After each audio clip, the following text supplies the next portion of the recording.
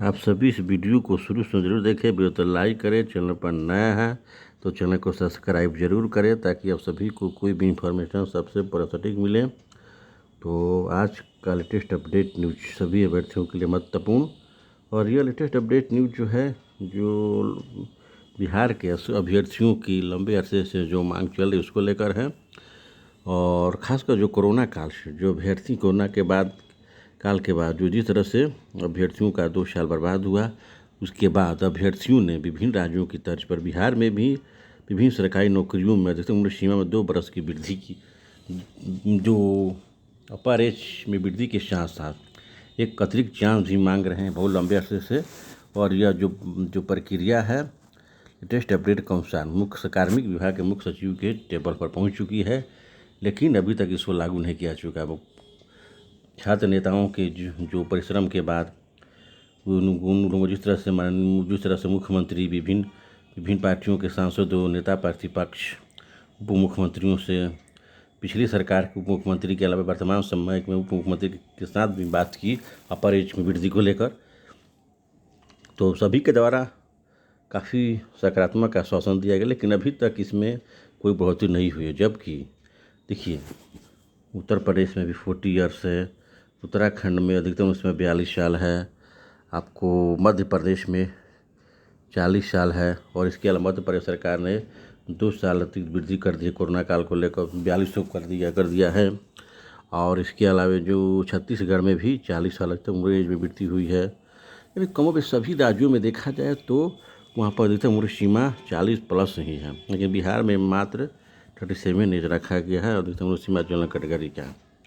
और उसके बाद अन्य सभी में 3 साल के अधिक हैं सभी कैटेगरियों में।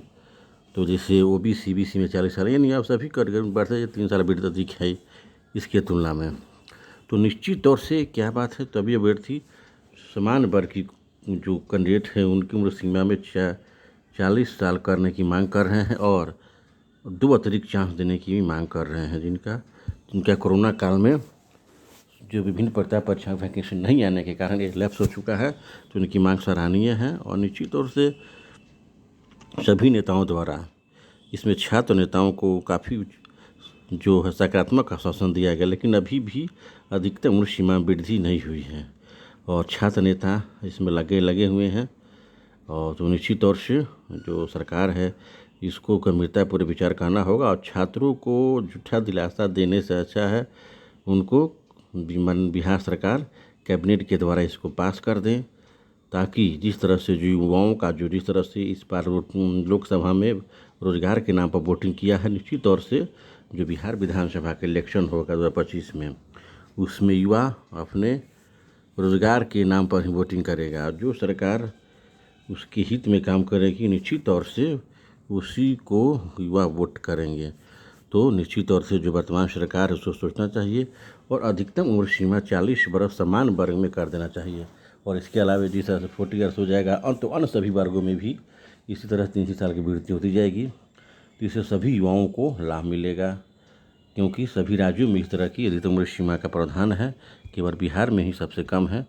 तो सरकार को इसमें गंभीरतापूर्वक विचार करना होगा, और झूठी दिलासा देने के स्थान पर उनको बहुत जल्द इस उम्र सीमा को लागू कर देना चाहिए, और युवाओं को इस तरह से ठगने का प्रयास नहीं करना चाहिए। क्योंकि अगर जो कोई भी सरकार युवाओं को इस तरह से झूठे दिलासे देगी, वह लोकसभा इलेक्शन का परिणाम देख चुकी है। इसके अलावा बिहार विधानसभा का पिछली बार का जो चुनाव परिणाम है, खासकर युवाओं के ज़बरदस्त वोटिंग के कारण ही जो वर्तमान में जो विपक्षी पार्टी है उसको इतनी सीटें मिली हैं।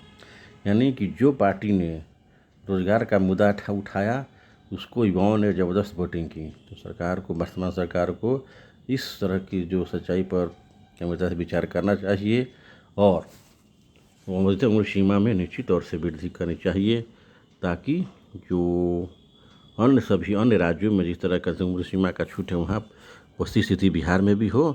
और कोरोना काल के बाद सभी राज्यों ने कमोबेश 2, किसी ने 1 तो किसी ने 2 अतिरिक्त चांस दिया सभी अभ्यर्थियों को सरकारी नौकरियों, लेकिन बिहार में नहीं दिया गया। तो निश्चित तौर से विधानसभा का इलेक्शन का समय आ रहा है 2025। अगर अभ्यर्थी इस मांग को जोर शोर से उठाएंगे तो निश्चित तौर से उनको सफलता मिलेगी,